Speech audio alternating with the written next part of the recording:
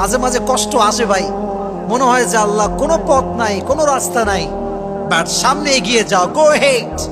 রাস্তা কখনো ফোরায় না। মনে রাখবা, সমস্যা যেখানে আছে সেখানে সমস্যার চাবিও আছে, না নাই? এজন্য মাঝে মাঝে আমাদের জীবনের পরীক্ষা রহমত হয় একজনের পক্ষ থেকে। আওয়াজ দিয়ে বলেন, তিনি কে?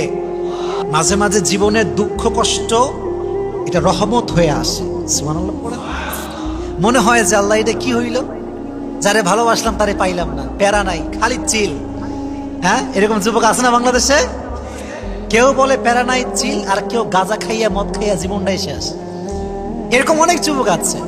তো বোঝা উচিত যে জীবনে অনেকজন আসবে, অনেকজন যাবে, তবে এটা মাথায় রাখতে হবে যে আল্লাহ যারে তোমার জন্য লিখে রেখেছে এটা আসবে ঠিকই, এটা কখনো যাবে না। ঠিক না বলো? Your test sometimes could be blessing.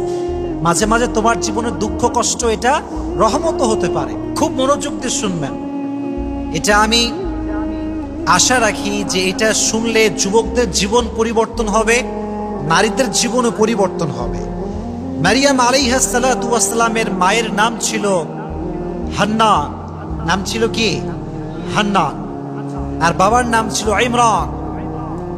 যখন Hannah, when she conceived the baby, যখন সে বাচ্চাকে গর্ভে ধারণ করলো, সে একটা মান্যত করলো যে আমার বাচ্চা যখন ভূমিষ্ঠ হবে আমি আমার বাচ্চাকে আল্লাহর রাস্তায় সঁপে দেব, আমি আমার সন্তানকে আল্লাহর ঘরের মসজিদের খাদেম বানাবো। সুবহানাল্লাহ পড়েন। ফালাম্মা ওয়াদাআতহা ক্বালাত রাব্বি ইন্নী ওয়াদাতুহা উনসা। তিনি স্বপ্ন দেখেছেন আমার একজন পুত্র সন্তান হবে, আমি আমার পুত্র সন্তানকে আল্লাহর ঘরের খাদেম বানাবো। যখন বাচ্চা জন্মগ্রহণ করলো তখন তিনি দেখলেন, যারে এটা তো কোনো ছেলে না, এটা হচ্ছে মেয়ে। মেয়ে তো জেনুইনলি কোনো মসজিদের খাদেমা হতে পারে না, ছেলে হয়। তো উনি বলেন, আল্লাহ আমি তো একটা মেয়ে জন্ম দিয়েছি, ওয়া ইন্নী সাম্মাইতুহা মারইয়াম and I have named her Mariam, তার নাম রেখেছি আমি মারিয়াম, এবং আমি তাকে তোমার রাস্তায় বিলীন করতে চাই। সুবহানাল্লাহ পড়েন। এবার তিনি তার মেয়েকে নিয়ে, মারিয়ামকে নিয়ে বাইতুল মাকদাস, তৎকালীন সময় বাইতুল মাকদাসের ইমাম ছিলেন জাকারিয়া। নাম কি ছিল প্রিয় ভাইরা?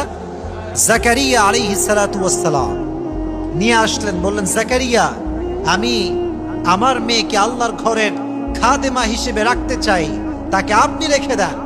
তাকে রাখা হলো। এটা কিন্তু খুব লেসনফুল একটা স্টোরি এবং অনেক মজার একটা ঘটনা বলতে পারেন।